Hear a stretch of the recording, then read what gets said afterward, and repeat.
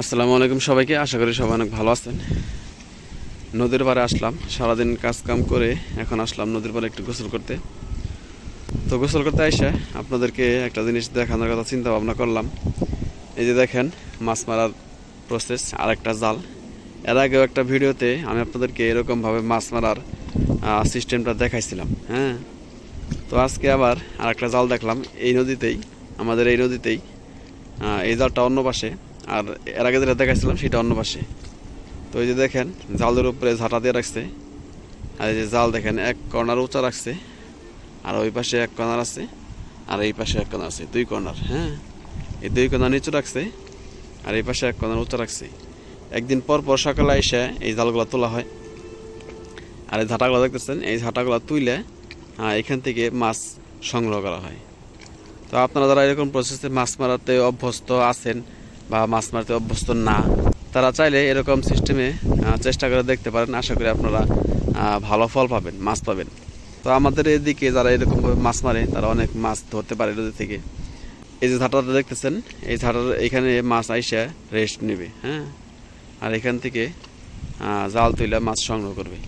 তো আকাশের অবস্থা খুব একটা ভালো না, যে কোনো সময় বৃষ্টি নামতে পারে। আজকে সারাদিনে এরকম হালকা হালকা বাতাস চলতেছে, আর যে কোনো সময় বৃষ্টি হওয়ার সম্ভাবনা আছে। দিনে দুই একবার বৃষ্টি অবশ্য হয়েছে, গুড়ি গুড়ি বৃষ্টি হয়েছে দুই একবার। তো নদীর পাড়ের আবাদগুলো দেখেন, আর এই যে দেখেন কীরকম বাতাস, একদম ঝড়ের মতো বাতাস। আবাদগুলো দেখেন, পাটের ফলন আলহামদুলিল্লাহ ভালোই হয়েছে। আমাদের ক্ষেতের পাটের ফলন একটু বেশি ভালো হয়েছে। ওই যে ওই ক্ষেতের পরে আমাদের ক্ষেত, যদিও ওইখান দিয়ে যাওয়া একটু কষ্টকর, তারপর আপনাদেরকে দেখাই আমি। এই যে এই ক্ষেতটা দেখতেছেন, এই ক্ষেতটা পরিচর্যার অভাবে এরকম হয়ে গেছে। হ্যাঁ, এই দেখেন ক্ষেতের মধ্যে ঘাস দিয়ে একদম ভরপুর, আর ক্ষেতের পাটও খুব একটা ভালো হয় নাই।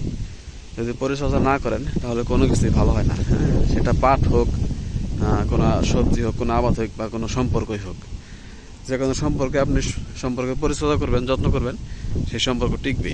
আর সম্পর্কে পরিচর্যা করবেন না, যত্ন করবেন না, সেই সম্পর্ক টিকবে না। তো এই দেখেন নদীর পাড়ে এসে পড়ছি।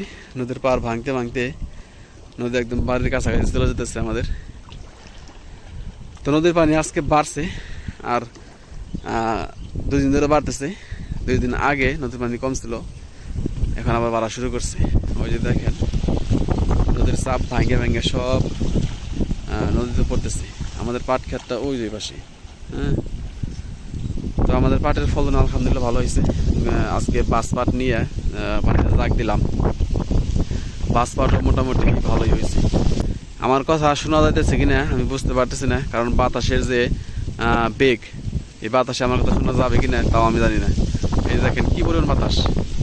তো নদীর পাড়ের যে আবহাওয়া একদম মনোমুগ্ধ করে। এই দেখেন যারা শহরে থাকেন তারা হয়তো এরকম দৃশ্য খুব একটা দেখতে পান না।